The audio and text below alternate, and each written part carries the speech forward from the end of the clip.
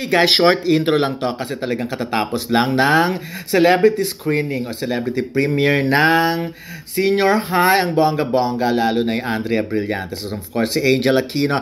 At syempre sa chikang ito, maraloka kayo dahil ang daming sinabi ni Andrea Brillantes tungkol sa kanyang girl crush. Naku, ayaw na ba niya sa boys? May trauma na ba siya? Dahil finally namin niya ang feelings niya. Pero syempre, etchos lang naman yon. Alam naman natin yon. So, panoorin at abangan nyo yan dahil sigurado ako mag-enjoy kayo sa chika nito. Sino nga ba ang girl crush niya? Ganda.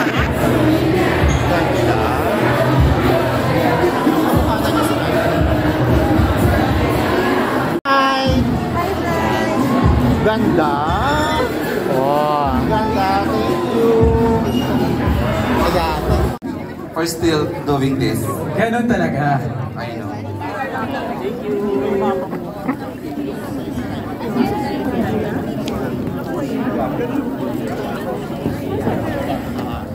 Okay. We're just waiting for Ibiang and Direk Mona to sit dun sa taas. Nag-restroom lang dun sa second floor. Okay. Second floor. Layo. You're on. Gigil na gigil ka kanina. Gigil na gigil ako lagi. Sino ba yun? Thank you ulit. Maraming salamat for joining us on a Sunday afternoon. Nandito kayo para tulungan kami to tell people about Senior High. Sana nagustuhan ninyo yung nagawa namin. Marami pang magagandang eksena. Konting-konti pa lang yung nakita ninyo. Ang galing ng mga bata and ayoko sabihin seniors. The seniors at the highs. Joke lang.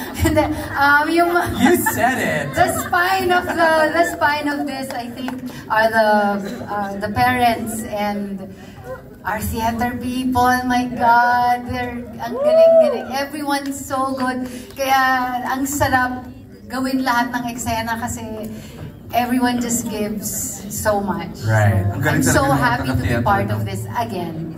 I mean, I'm so happy to be part of this. Kasi coming from Dirty Linen, na ganun din naman. So I'm happy na ganun ulit yung nagawa namin dito. Direct Honor, thank you.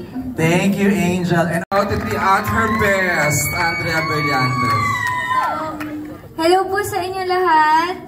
Maraming salamat po sa pagpunta dito at pag-spend ng time ninyo ngayong Sunday kahit alam ko it's family day or rest day to for the rest of you guys. Pero thank you so much for coming here. At sana po nagustuhan ninyo yung Senior High. Love you too! Thank you! Sana po nagustuhan nyo and of course tomorrow na po ito Monday 9:30 PM. Di ko alam kasi una pa lang po super na ako kinakabahan bago ko siya mapanood.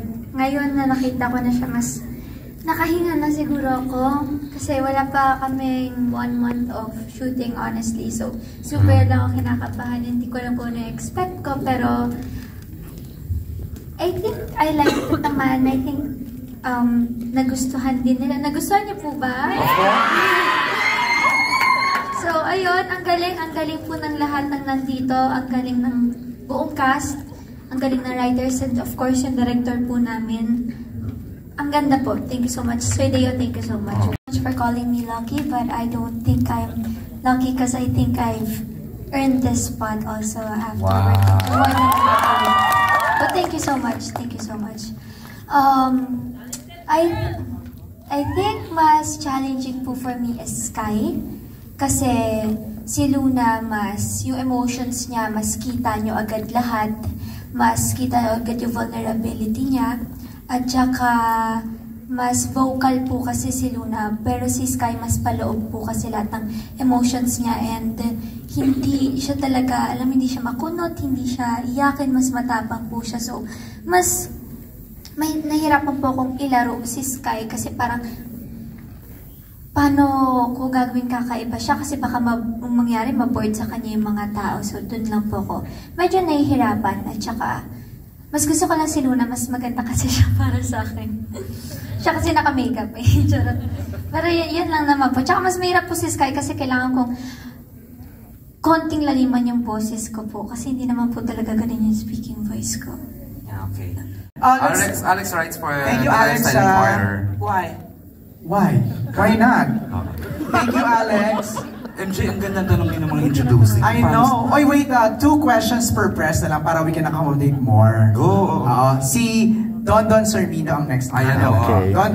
Early bird yan kanina. Ay, wow. Thank you very much. By the way, congratulations sa buong cast. At talagang nakakapanginig pa ng kalamnan after mo mapanood. Yung parang gusto mo nang mapanood yung mga susunod na episodes. Kanino ka nang gigigil from what you saw? Of course, yung identify you. Kay Z.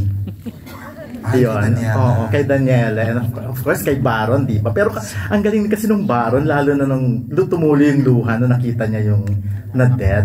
Sobra ang galing.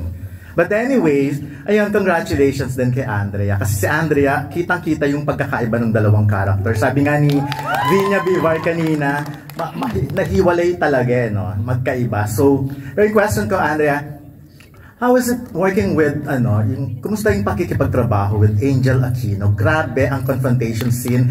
Grabe kasi knowing Angel Aquino, award-winning, napakagaling. Si Angel parang lahat na lang, hindi naman sa pero parang dumadaan sa camera, parang gusto nang magka-award. Ganon yung nakikita ko sa kanya.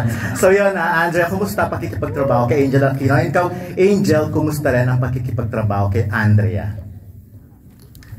And ikaw muna, Andrea. Well, gusto ko lang po sabihin na sobrang saya ko po nakatrabaho ko si Miss A. Sobrang bait po ni Miss A. At saka medyo weird kasi actually crush ko po kasi si Miss A. Ay, wow! Crush ko siya eh.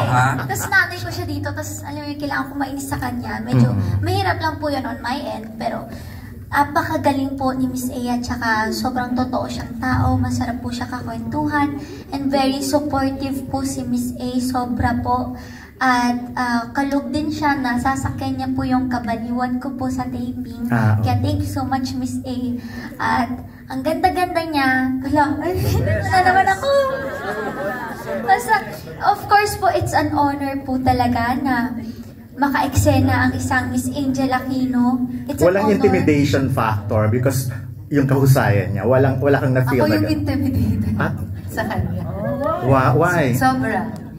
I guess, kasi napanood ko na yung mga materials niya. Noon pa, bata pa lang siya, napapanood ko when tatay niya si Zanjo, and then yung MMK niya. I've seen her works and I know how good she is. So, natatakot lang ako kasi hindi ko alam kung swak kami ng proseso. So I was kind of excited and also scared working with her kasi I was hoping sana umpisa pa lang mag-gel kami agad. And thankfully, I was so relieved kasi ang sarap niya ka-eksena. There was... tayo, Miss A.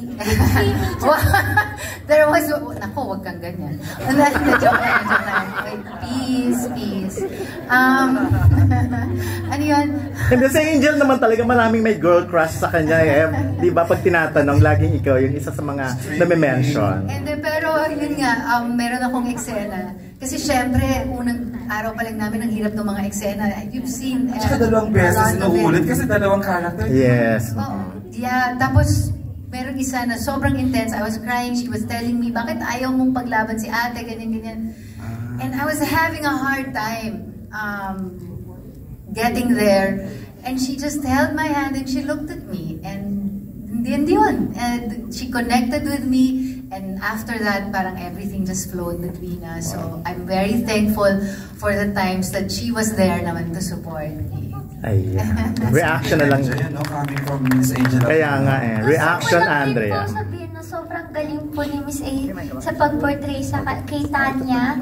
At alam ko, sobrang layo talaga physically ni Tanya kay Miss A. Pero grabe, sobrang patient ni Miss A sa mga tattoo niya. Ganyan. Tapos sobrang galing niya to the point na minsan natitrigger na po ako sa ibang eksena namin. Kasi parang, parang talagang, alam mo yun, kuha niya yung mga mommies na ganyan po. So parang, minsan natatakot ako, nadadala na ako. Parang minsan masyado ng totoo. Ganun po kagaling si Miss Angel. Pero grabe yung excited and scared si Angel sa'yo, Andrea. Usay naman din kasi. I don't know what to say. Charot. I'm kilig na. Okay. Thank you very much and good luck. Thank you, Don. Ang next magtatanong si Janice Navida. Of course,